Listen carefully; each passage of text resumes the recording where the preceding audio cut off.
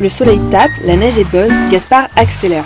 Chaque année, comme un Français sur 5, il part skier quelques jours, mais cette fois-ci, il est inquiet, 6 skieurs viennent de trouver la mort en France.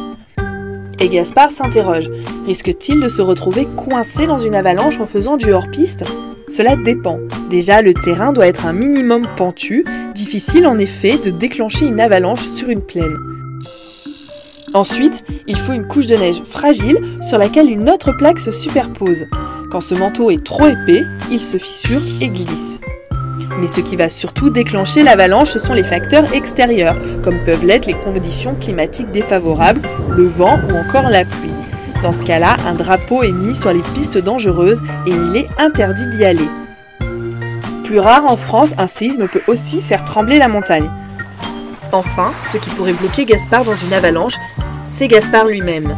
À en croire les chiffres de l'Association nationale pour l'étude de la neige et des avalanches, 90% des victimes seraient responsables de l'avalanche. Et il suffit parfois d'un tout petit détail, un cri, un chant, voire un éternuement, et les chances de déclencher une avalanche augmentent. Pareil si vous faites du hors-piste, attention à la poudreuse. Mais au fait, savez-vous d'où vient le mot avalanche ? Du suisse avaler qui veut dire descendre.